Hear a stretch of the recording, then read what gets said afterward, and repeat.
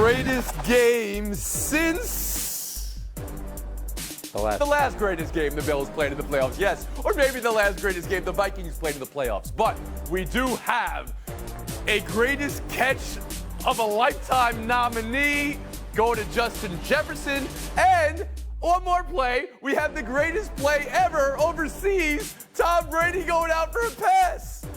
That's our main export to Germany. Let's go around the horn. It would have worked the first the least we could do for them. You know, they did give us Heineken. We should have kept that one, honestly. How do you even begin to tell the story of Vikings-Bills? Josh Allen's throw and Patrick Peterson calling game was Allen's second red zone interception of the game and his fourth in 2 weeks. But back it up. Before that, end of regulation. The presence of mind here to pass interfere instead of getting beat, which, 5 seconds left, they still have to kick the field goal. But back it up before that. Gabe Davis's catch that wasn't. Before that, the most stunning, jaw-dropping defensive touchdown we've seen since Joe Pisarcik. Look it up, young people. But before that, Buffalo's defensive stop. Before that, Cooks' drop. Before that, the greatest catch maybe ever on a 4th and 18. Justin Jefferson's whole game is a masterpiece. None of anything I just said was even possible without every one of those things happening. And there was more. I just can't keep myself from your takes any longer. Courtney Cronin, around the horn to you. What just happened? What just happened is the Minnesota Vikings, Tony, proved that they're Super Bowl contenders. We've tried so hard to poke holes in their previous 7-1 record by noting how many close games they've played in, their wins over backup quarterbacks. But they went on the road against an MVP caliber quarterback against one of the best teams in the NFL and pulled out a win. And it would be doing a disservice to the Vikings to chalk this thing up as lucky. There was the 4th and 18 improbable catch. There was the 17-point deficit they came back from after Kirk Cousins threw 2 interceptions. And then Josh Allen fumbling at his 1-yard line. The Vikings not only recover, but they score the go-ahead touchdown with 41 seconds remaining in regulation. I've got to give a big shout out to Patrick Peterson. He decided to bet on himself, reinvent himself, going to Minnesota for the second part of his career. He comes away with 2 interceptions in this game. Looks like every bit of the Hall of Famer that he is. It was an incredible win for the Minnesota Vikings and one that puts them on the path towards the Super Bowl. 100% credit then. She's giving to Minnesota. George Sedano, I'll bring you in here. Okay, I'm not giving them 100%, although she brings up a great point. Their point differentials being belabored a ton. They have the second worst point differential for a team that has been 8-1 in the NFL. You got to go back to the 76 Raiders to have a worse situation than that. By the way, they won the Super Bowl that year. Okay, there you go. So you got to give them some credit in that regard. So point differential, not the biggest issue in my opinion. However, Chris Berman, to quote the great Boomer, you got to circle the wagons with the Buffalo Bills, and it's time to circle the wagons because things are going south very quickly in this situation. Josh Allen, all 3 turnovers in the 4th quarter and overtime.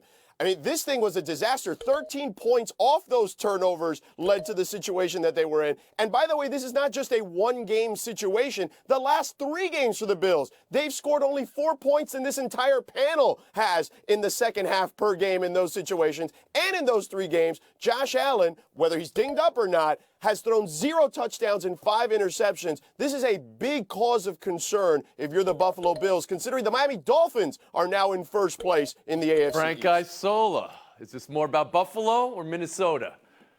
I think it's more about Buffalo, but say this for Minnesota. Come back from 17 down. It was an improbable win. Did they get a little lucky, of course, on the fumble? But Kirk Cousins drove them down the field twice, put them in position. The catch by Jefferson is ridiculous. But come on now. If you're Josh Allen, you name me the quarterback worth his salt who's committing throwing those 2 interceptions, the fumble in the end zone. All he has to do there is make one of those plays, and they likely win the game. So I'm putting a lot of this on Josh Allen. And you mentioned it, Tony, when they played Kansas City, now the stakes were a lot higher, and Buffalo made mistakes and lost the game. Yesterday at home, up 17, they make mistakes and they lose the game. There's no way they should lose that game yesterday. No chance. And Harry Lyles Jr.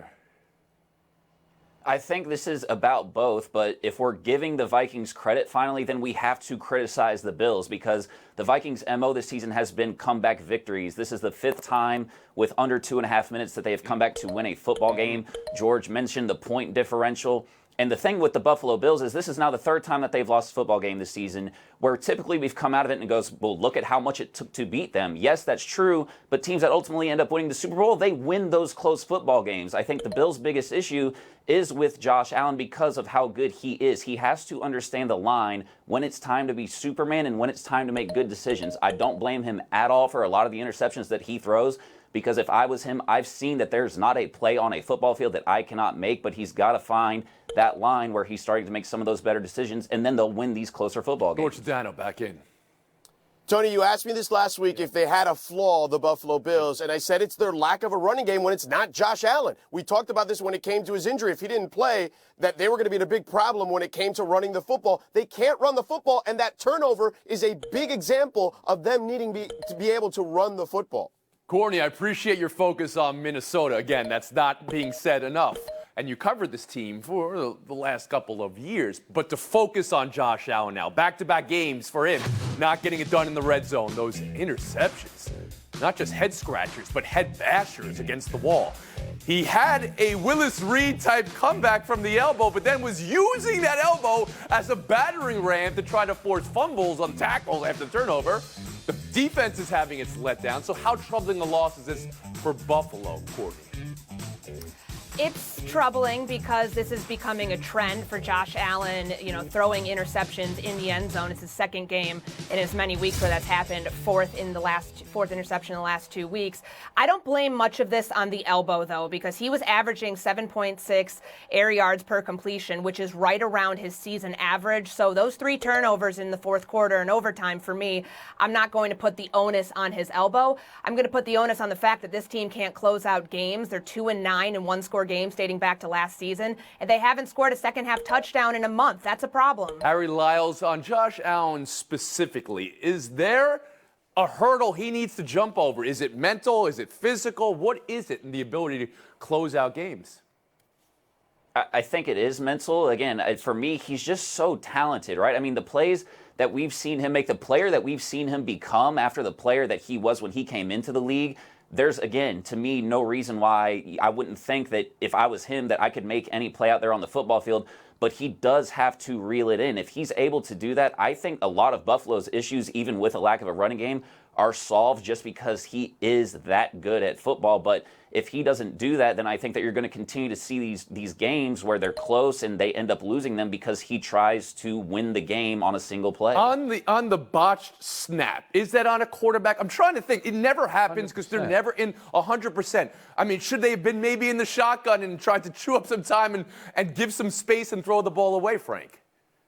You know what? I thought that at the time because, remember, Minnesota had 1 timeout. So everyone said take the safety. Well, if you take the safety right away, you can't do that. You're giving the ball back to Minnesota and the safety. I agree with you. On 1st down, I would have spread them out a little bit, throw it. Then on 2nd down, try to run because once you gain yards, then they're calling that timeout. Then you can think about a safety. There's 1 or 2 plays in the history of the sport that are like what just happened to end that game. And now there's 1 or 2 catches in the history of the sport like Justin Jefferson's. This was on 4th and 18.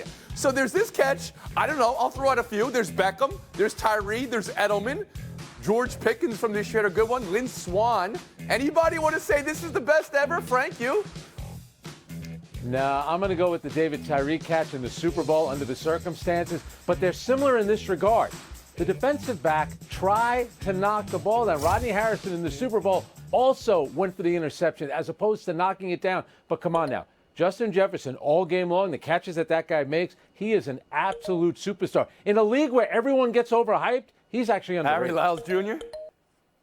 Hey, they just make him different at LSU, man. Justin Jefferson told us at the beginning of the year he is the best receiver in the NFL. Whether or not you believe that, it was true yesterday. And he is one of the big reasons why, no matter how you feel about Kirk Cousins and that offense, he makes a lot of those shortcomings disappear. How could you not think he's the most valuable player on that team, a team that is competing to be one of the best teams in the league?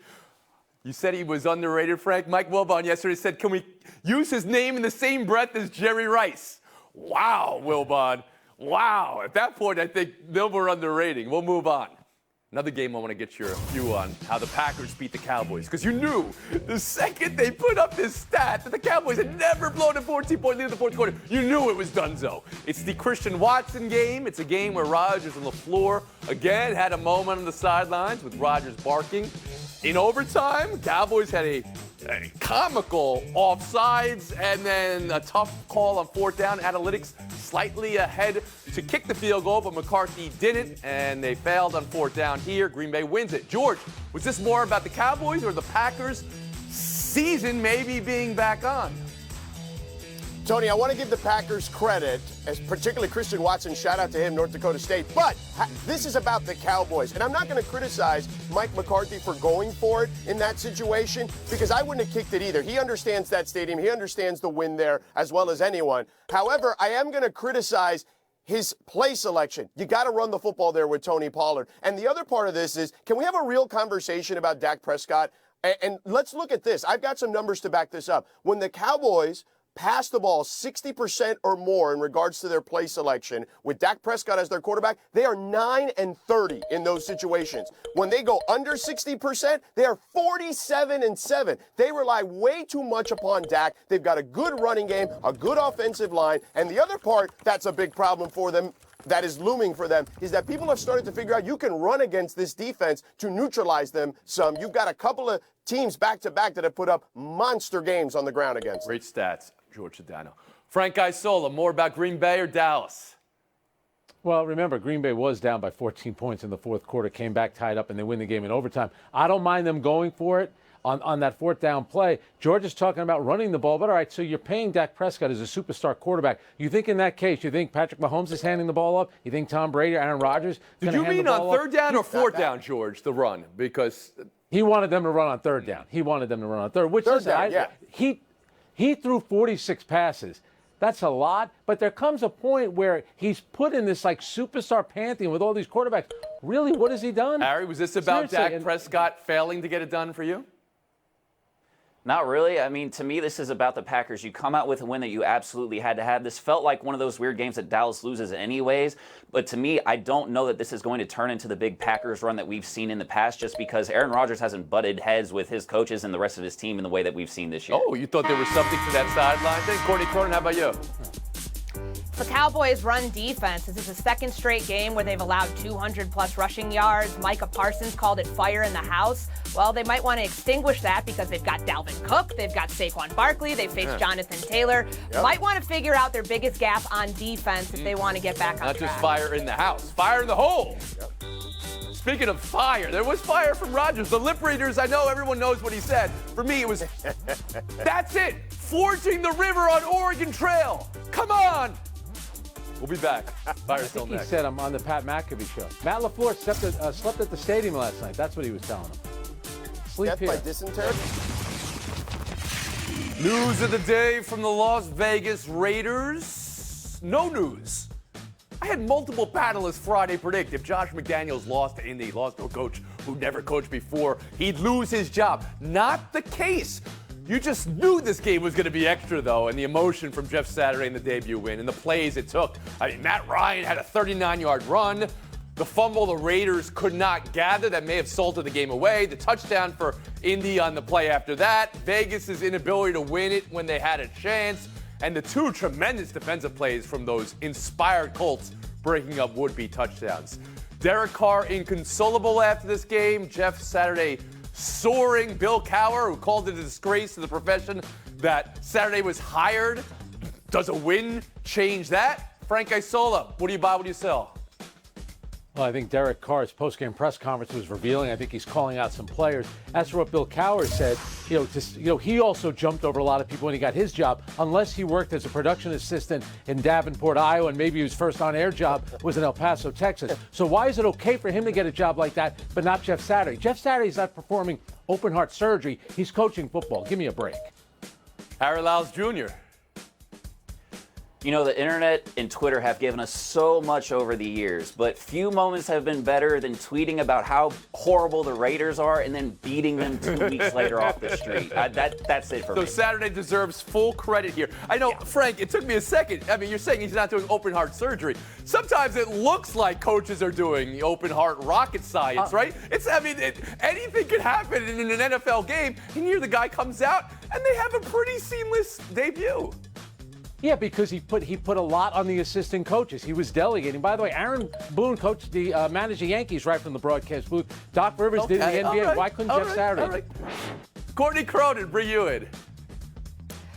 Derek Carr is going to be the fall guy for this season for the Raiders. That's what I buy coming out of this. And they purposely put an out in his contract following the 2022 season. It'd only be $5.625 million in dead cap for him to not be on the team next year. Yes, he doesn't have a playoff win in 9 seasons. He has a far longer leash than most quarterbacks would in that same circumstance, but he's not the entire reason why this team is absolutely atrocious, why they've played in so many one-score games that they've been on the losing side of. A lot of that has to go on Josh McDaniels. It doesn't feel like he knows how to manage the talent around him. He's 7-24 in his last 31 games. There's no indication that he can turn this around at all. George Dano. Tony, we got to give Jeff Saturday credit for, as Frank mentioned, delegating responsibility. Matt Ryan had to run, as you pointed out. It was twice as long as his career high, for God's sake. And he decided to make sure that he put the ball in his hands for him to succeed. But with the Raiders, this has been an embarrassing season. They had a sack yesterday, their first since week 7. They've only had 10 all season. They spent a ton of money to bring in Chandler Jones to improve their pass rush. They spent a ton of money on Josh McDaniels. They got rid of a coach that interim coached them to the playoffs. Well, and to my point, let me wrap this up by saying that Derek Carr is the one constant. He's not going to be the fall guy. He's been the one constant in a team that hasn't been good. He's been a great leader, particularly last year dealing with all the stuff they dealt with. But he's just a good quarterback, and you need great ones. Buy or sell 2, Lions-Bears. This was a fun game, back and forth. Detroit got a road win for the first time in years. And some great and some not-so-great plays from Justin Fields. Courtney, you were there. The 2-minute drill didn't come through for the Bears. What to buy, what to sell from this one? To your point, the good and the bad. 2 things can be true. Justin Fields is terrific with his legs. 325 rushing yards in the last 2 games. That is awesome, but his late game numbers are not. He's 29th in completion percentage, in passer rating. In the fourth quarter, he's averaging 4.8 yards per attempt. This team can build its identity around the run, but if you want to win games, especially after giving up big leads the way that they did, you have to do it through the air in the fourth quarter. I read Bears All Access, I think it was. Let me just, that said 45 minutes he sat silent at his locker. Is that true? You know, I was in there for most of postgame, and I don't think it was 45 minutes entirely because he kept going back and forth between the training room. He was limping a little bit. He looked like he got pretty banged up. He told us after the game that he cut his ear actually on that 4th down sack, and his legs were pretty sore. I wonder why, because he's running a lot. George Sedano. Tony, Justin Fields is going to be fine. He's a young quarterback. He's going to learn how to play the position better when they get better players around him. Shout out to the Lions and Dan Campbell, okay? They hadn't come back down over 2 scores since 1993 when Barry Sanders was toting the rock and Rodney Peete was the quarterback. Isola. God bless Courtney. She gave us a Mike Francesa. I was there in the locker room. That was great. I say a prayer all the time for Justin Fields. The guy is a dynamic player. I don't want to see him get hurt, but she's right. He's got to be passing the ball more. You can't run all the time. Not going to work. I will say, even though we've had a couple of losses by the Bears the past couple of weeks, those are long-term wins because we've seen that Justin Fields is a good quarterback and is the long-term piece for them to build around. Hopefully they do that. Thanks for your time today, Harry and Frank. George and Courtney, showdown.